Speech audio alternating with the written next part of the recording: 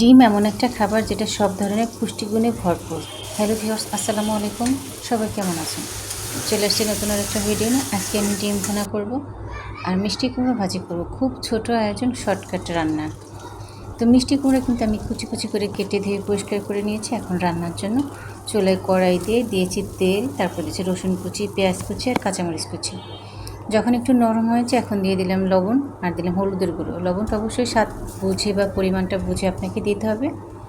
হলুদের গুঁড়োটা দিয়ে একটু নেড়ে চেড়ে বা দিয়ে দেবো মিষ্টি কুমড়োটা। মিষ্টি কুমড়োটা মানে যেটা যতটুকু নিয়েছে সবটুকু আমি নিইনি, কারণ শুধু সকালে নাস্তার জন্য করতেছি, তো খুব বেশি প্রয়োজন হবে না। আমি কিন্তু কোনো প্রকার কোনো পানি দেইনি। এই যে মিষ্টি কুমড়োটা দেওয়ার পরে চুলার জালটাকে একটু লো হিটে করে দিয়েছি। এতে হবে কি, মানে নিচে লেগে যাবে না, কিন্তু খুব দ্রুত সিদ্ধ হয়ে যাবে। মিষ্টি কুমড়োটা খুব ভালো ছিল আর আলহামদুলিল্লাহ খাওয়ার সময় আমরা খুবই তৃপ্তি সহকারে খেয়েছি, কারণ যেই সবজির যেই স্বাদ সেটা যদি সুন্দর থাকে তাহলে কিন্তু খেতে ভালো লাগে। মিষ্টি কুমড়োটা খুবই ভালো ছিল, যেমন মিষ্টি ছিল তেমনি খুব আঠালো ছিল। কিছু কিছু মিষ্টি কুমড়ো হয়ে থাকে পানসে, সেগুলো কিন্তু খেতে ভালো লাগে না। দেখেন মিষ্টি কুমড়োটা একেবারে গলে গিয়েছে। এখন দিয়ে দিলাম কি, ধনিয়া পাতা কুচি দিয়ে নামিয়ে নিলাম। এখনটা শীতের আমেজ, মানে সকালে ধনিয়া পাতা ভর্তা, ধনিয়া পাতা দিয়ে সেরকম সবজি ভাজি ভাত গরম ভাত, অনেক মজার একটা খাবার। তো মিষ্টি কুমড়ো ভাজি হয়ে গেল, এখন আসছে সেই মজাদার ডিম মশলায়। আজকে আমি ডিম মশলা বানাবো।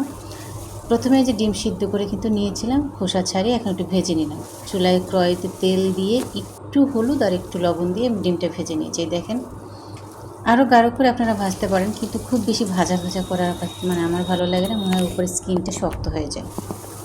ডিমটা ভেজে ওই কড়াই আর একটু তেল দিয়ে এখন এখানে কিন্তু আমি পেস্ট করে নিয়েছিলাম কাঁচামরিচ, ধনিয়া পাতা, এক টুকরো আদা, 2 টুকরো রসুন আর পেঁয়াজের পরিমাণটা খুব বেশি ছিল।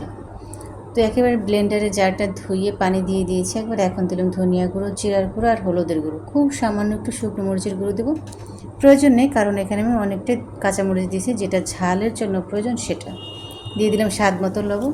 এই দেখেন, ডিম কিন্তু ঘন্টার পরে ঘন্টা রান্না করার কিছু নেই, এটা যত রান্না করবেন ততটা রাবারি হয়ে যাবে, ইভেন স্বাদটা নষ্ট হয়ে যাবে। আমি মশলাটাকে কিন্তু 2বার পানি দিয়ে ঢাকা দিয়ে রান্না করে নিয়েছি, কারণ ঝোলটা অলরেডি রান্না শেষ। এখন জাস্ট ডিমটা দিয়ে ধনিয়া পাতা দিয়ে আর ভাজা জিরে গুঁড়ো দিয়ে নামিয়ে নেব।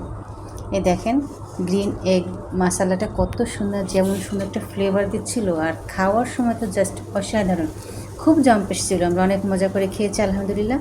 তো এই দেখেন, খুব সহজ রান্না। আমার ডিম ভুনাটা হয়ে গেল, মিষ্টি কুমড়ো ভাজি হয়ে গেল।